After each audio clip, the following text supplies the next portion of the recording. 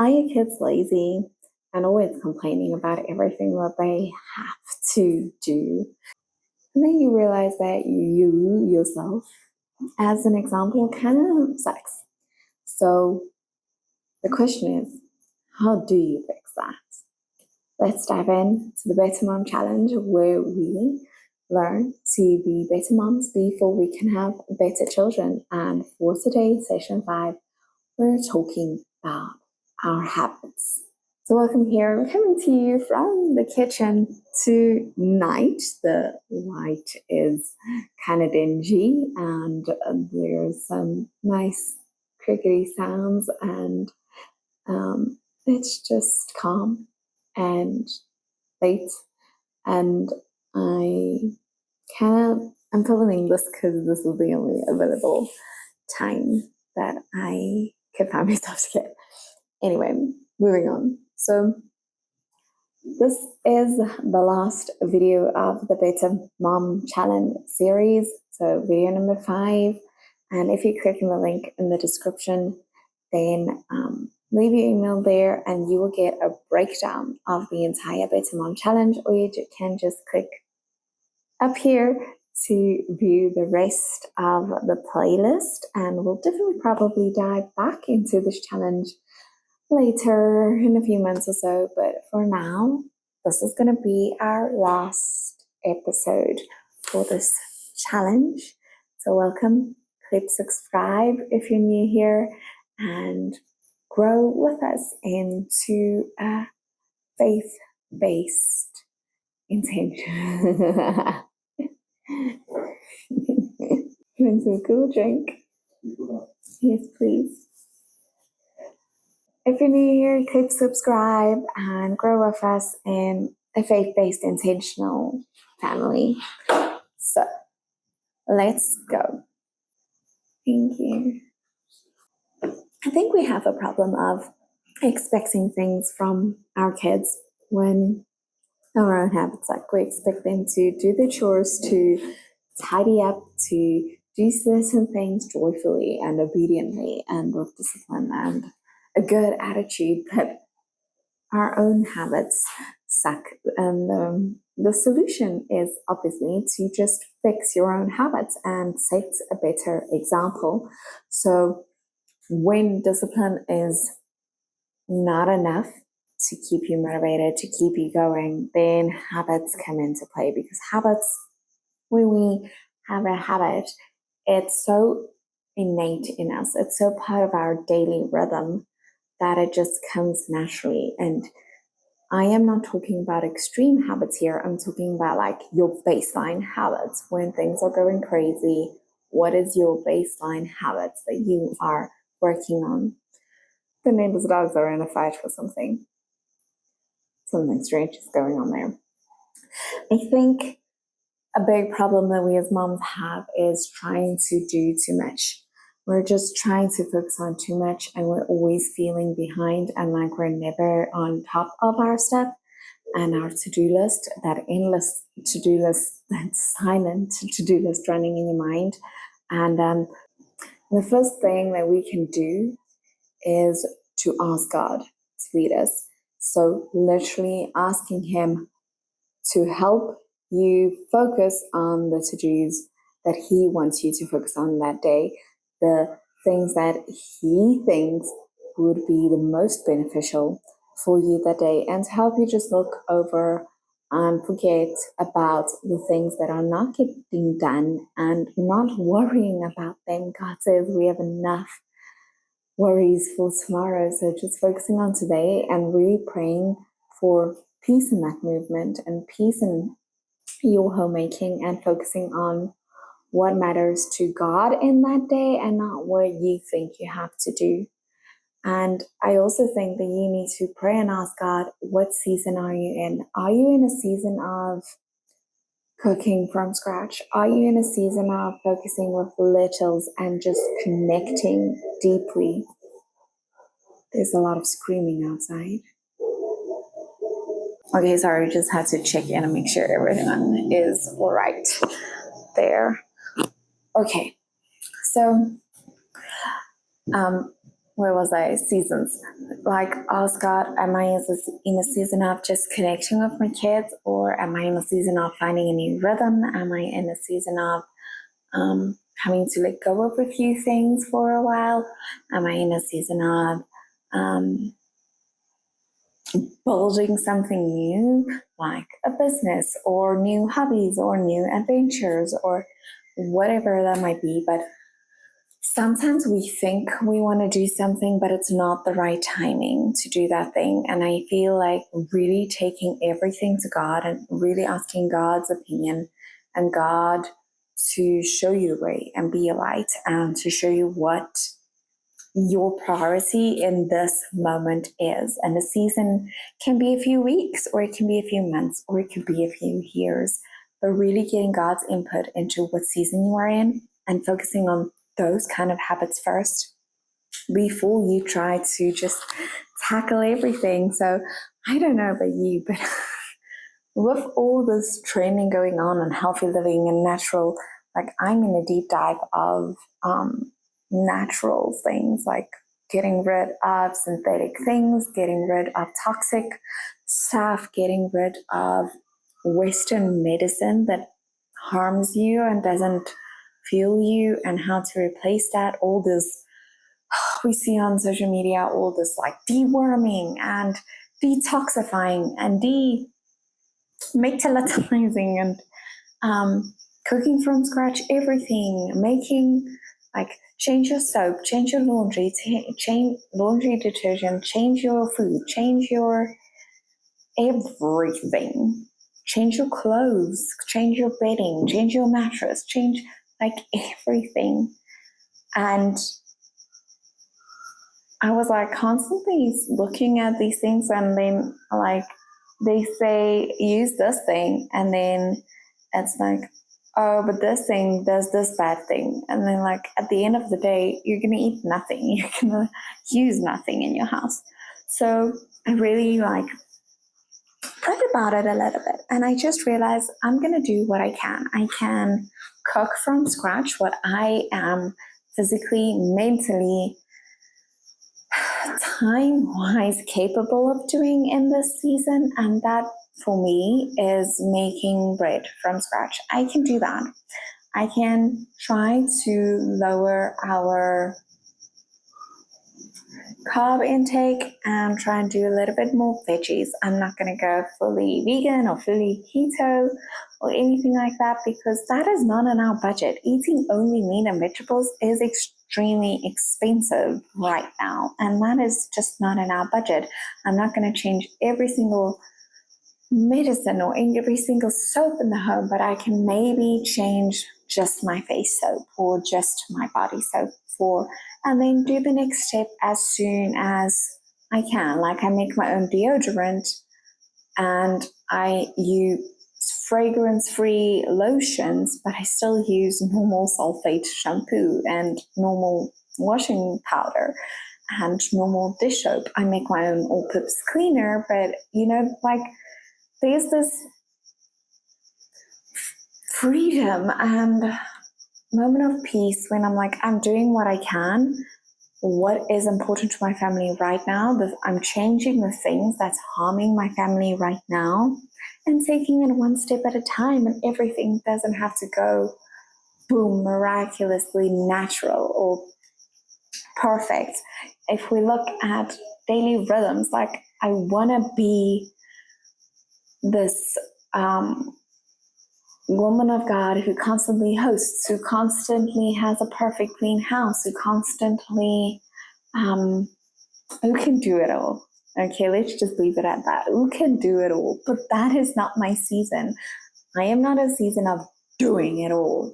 One day maybe. I doubt it, because God gives us seasons for a reason. A little bit here and a little bit there. Focus on this now and focus on that later.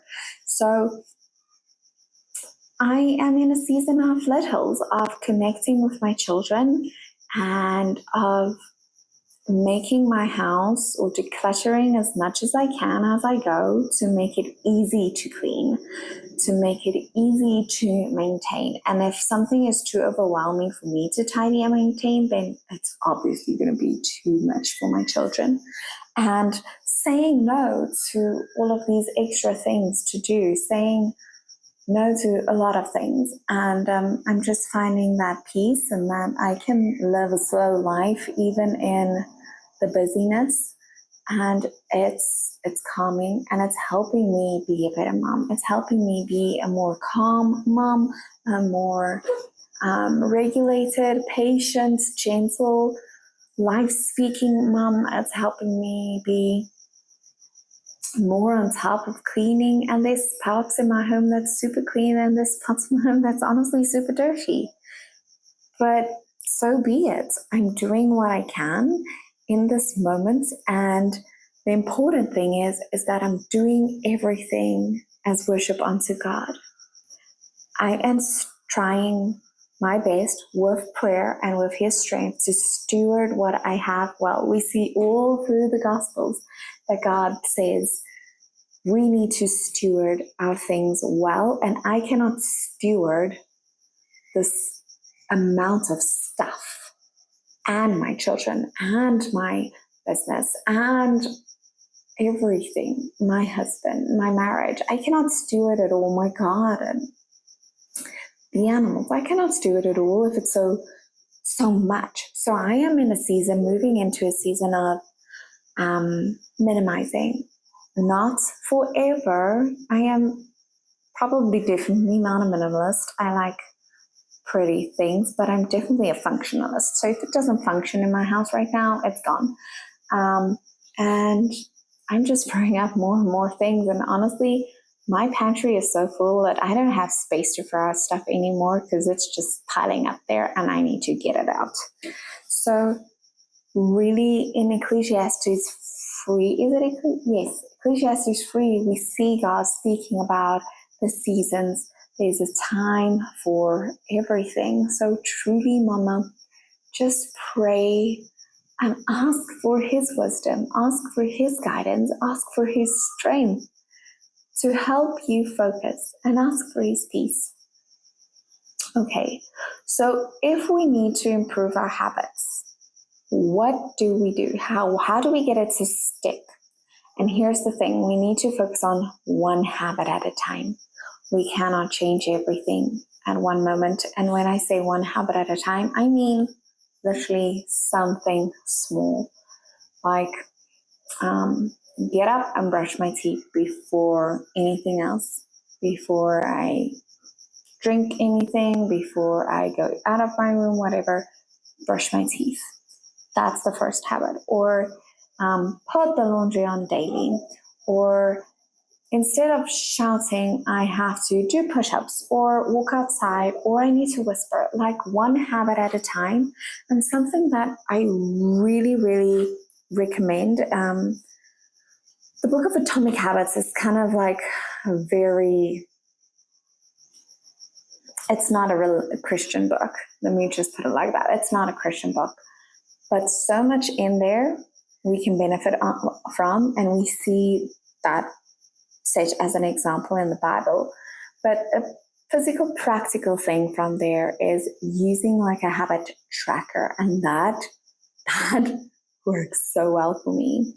So what I do is I say, okay, I want to learn these five max new habits, okay?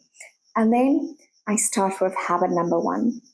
And I have to tick the whole week off. Or you can make it longer. You can make it a month.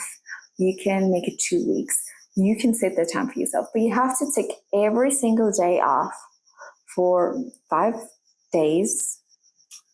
For the example, you have to tick every single day off for 5 days before you are allowed to move on to habit number 2. And you're not allowed to add the next habit until you have a perfect score.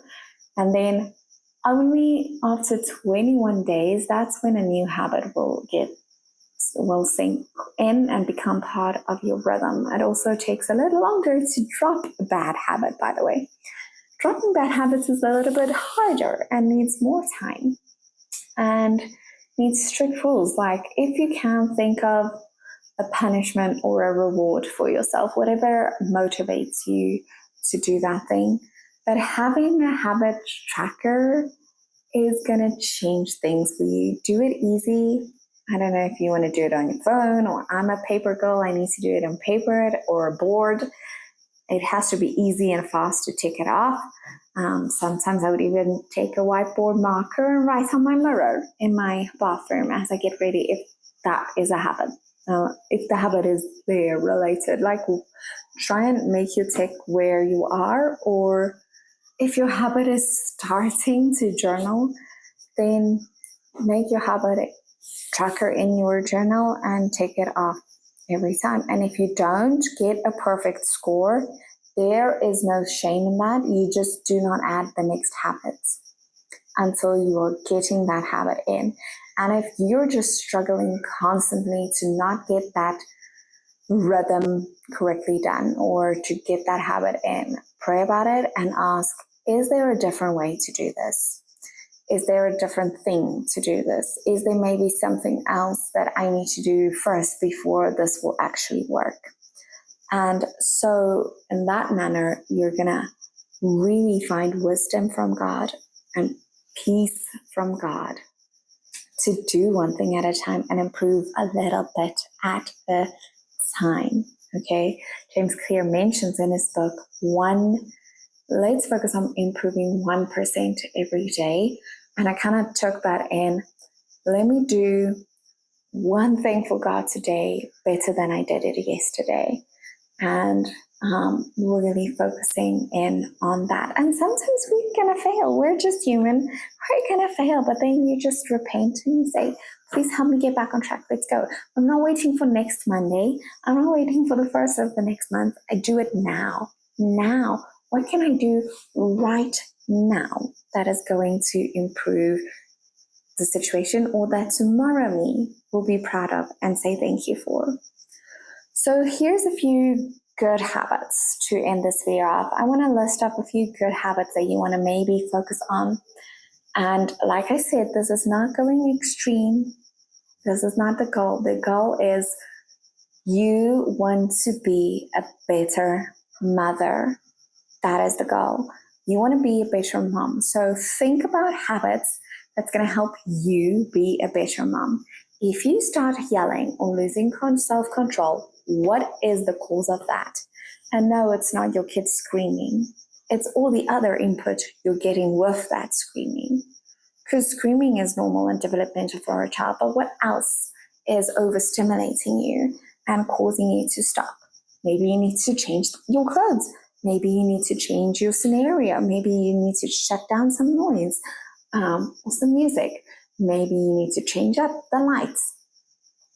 Like, think about the habits that is going to help you be a better mom in a specific situation. Don't think in general. That's not specific enough, because you're not going to know where to start. Think, this is the problem that we constantly have. So what is one thing that I can do to help this go better, to help bath time go better? What is one thing that I can do to help bath time go better? Maybe light a candle every time. Maybe remove the toys out of the bath. Maybe, I don't know, let your child wash you. I don't know. But find the thing that's going to help your specific struggle in your daily routine and rhythm. So just a few general examples of good habits that you could focus on is, first of all, your Bible and your prayer time. That is super important. And I'm not saying you need 30 minutes every day or an hour every day. I mean, the more the better, obviously. But let your children see you read. If you have to read with them running around outside and splashing mud, so be it.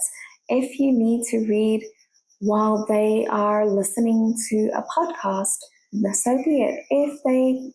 If you can give them clay or crayons and paper and read while they are busy or while they eat breakfast, then you read out loud at that time.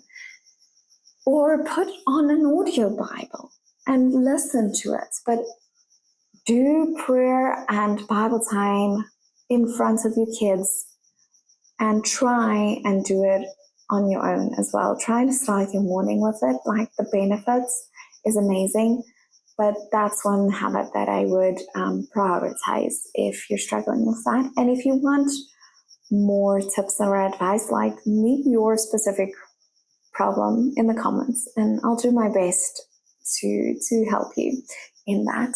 The next thing that you can look at is your health. If you want your children to not eat sugar and sweets all the time, what are you snacking on? What are you doing? What is your limit? If their limit is 1 juice a day, then your limit should kind of be a ratio to that, If I'm drinking hot chocolate, why can my kids not have hot chocolate? So I would, if I am drinking hot chocolate, and I make like raw cocoa actually, if I'm drinking that, then my kids can have some too, but I just make it a lot, weaker for them. And it's kind of like, what counts for you counts for me. So health-wise, if I want them to eat vegetables, then I need to eat vegetables. If I want them to move and run around and play, then I need to do that. I need to exercise. I need to start moving. And I don't say go and exercise for 45 minutes in the gym every day. I'm saying go take a walk outside for 5 minutes, or put on a stretching routine on your phone or on the TV and let your kids join in. Or when you can Google like toddler exercises, you find the cutest thing. Do it with them. If you want them to run around and kick a ball outside, do it with them. And focus on improving your health so that you can set the example for them to improve their health. Cleaning up after you make a mess. This is something that I sometimes, this one and the next one is something I'm very guilty of, is like, I'll do it now. I'll do it now. Okay, I'm just quickly gonna go to the bathroom, or quickly gonna put the baby down for a nap. I'll come take care of this now. And then now comes a few hours later or a few days later. So clean up after a mess is made. So we have this little song in our home, like, if you make a mess, you gotta clean it up.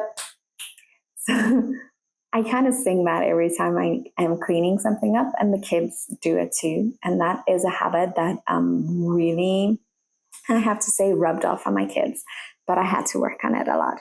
I also had to work on this habit, which is tidying when I am done. If I tell my kids, put the toys away when you're done, then I need to put my books away when I'm done. If I tell them to keep their room tidy, then I need to keep my room tidy, which is constantly full of laundry. So you see, if I expect this from them, then I need to be the example. And if I cannot be an example in it, then can I truly expect a higher level of them? Or can we just like loosen up a little bit and say, hey, like, I struggle to put my clothes away, you struggle to keep your room tidy. How about every Friday for 10 minutes we both work on that?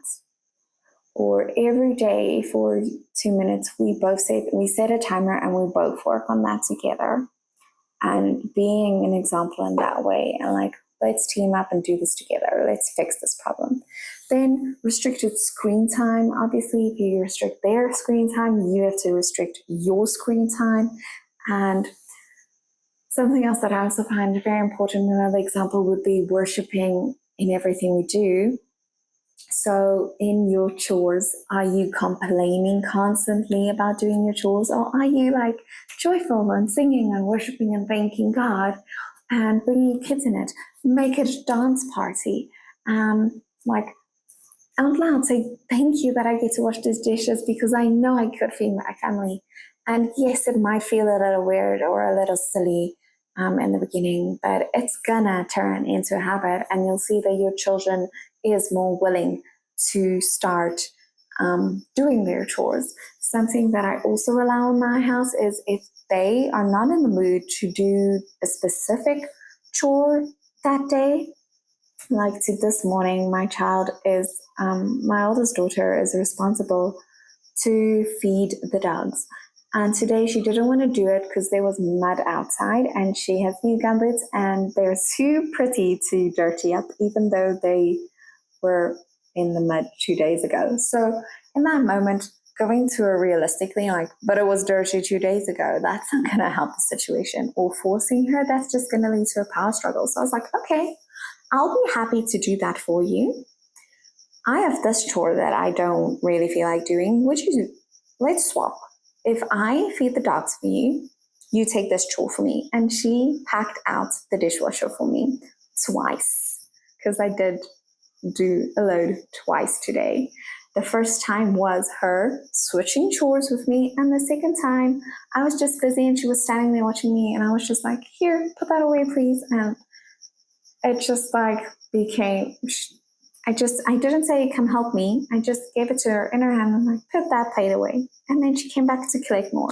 So when we are worshiping in our chores and we're doing it unto God and like verbally speaking that out, physically showing our love, our gratefulness, sometimes saying, you know, I really don't feel like this right now, God, so please help me change my mindset, renew my thoughts on this, and help me be thankful in doing this. Like saying that out loud, not actually looking at your kid, just say it out loud. They listen to you every single moment.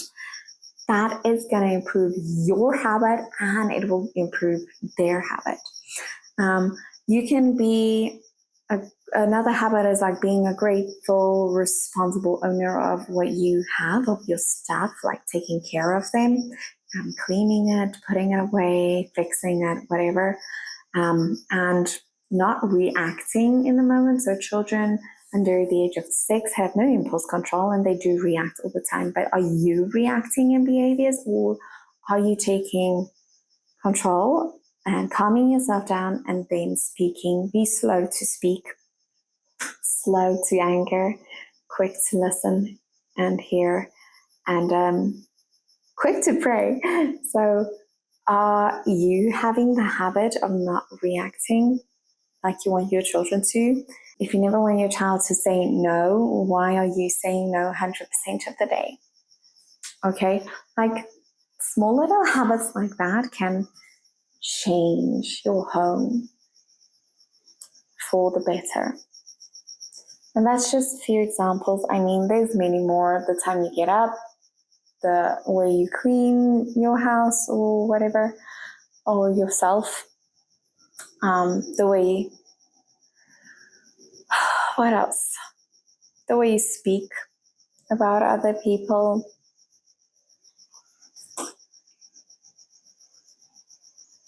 Laziness, the way you rest. How are you showing them how to rest? The way you act when others need help. The way plans don't go as planned. The way you drink water. The way you go to the bathroom. There's so many little things that we can focus on. But as I said, one habit at a time. You're going to build yourself into a better mom, and then you will just automatically, in time, get a better child.